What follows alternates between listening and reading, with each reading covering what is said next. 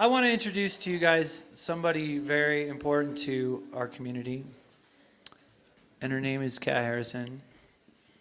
I really have to say that in my history, I have been pretty naive to a lot of things. I grew up as a Catholic kid who was sheltered by his parents and all this stuff, so entheogens were things that I hadn't even heard of. And of course, the funny things I smelled when my parents were partying had nothing to do with that. But I will say that as I grew up and grew older, I learned a lot of things and had been graced by a lot of things. And I'd been graced by the presence of some very influential people that tried to impress upon me that our elders and the people of the world have held tradition very, very close to their hearts, and that without that, there's something missing from an experience.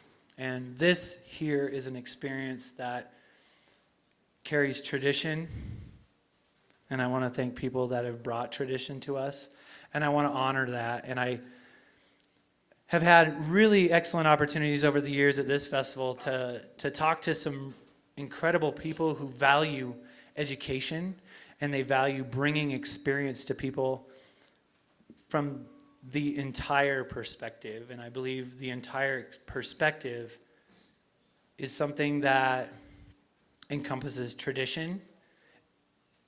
It encompasses intention. It encompasses something inside of us that we can't describe, and Kat Harrison represents this to me, and I want to tell you thank you, Kat, for being here and bringing this to our community. And I want to honor you and give you an opportunity to talk to people and explain this.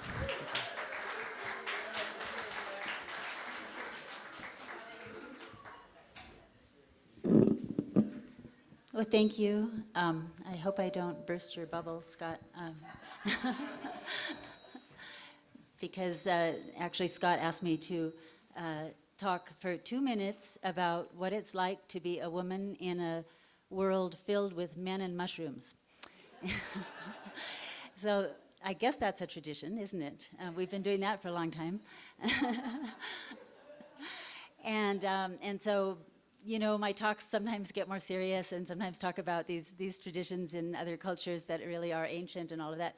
But I just thought I'd say a couple of minutes about my own challenge. That's what he said. It's about, didn't you say? About the challenge. He's going to deny it.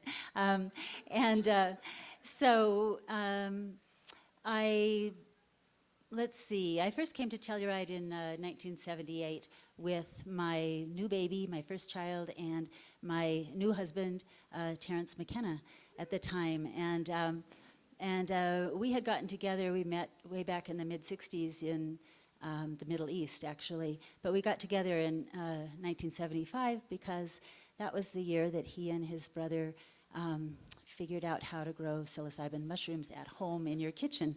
And once he figured that out, he said, he never used the word prayer, but he put out a call to the universe to please send him the perfect mushroom mail-order bride.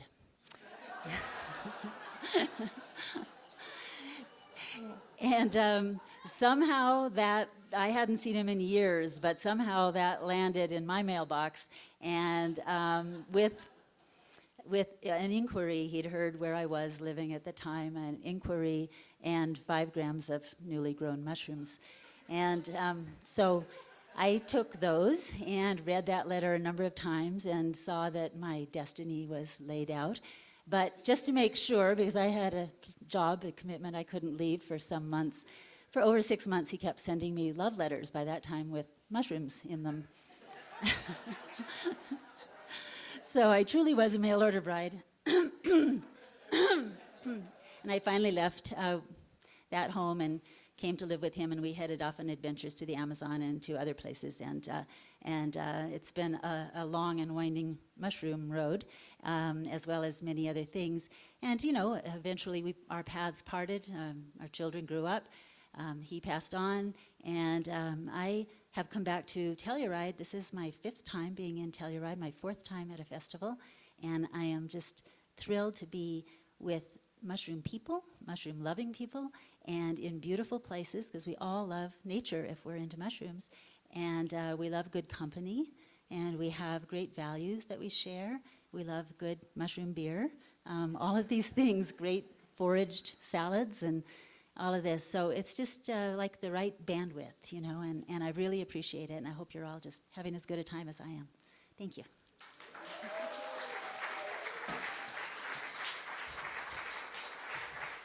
Thanks, Kat.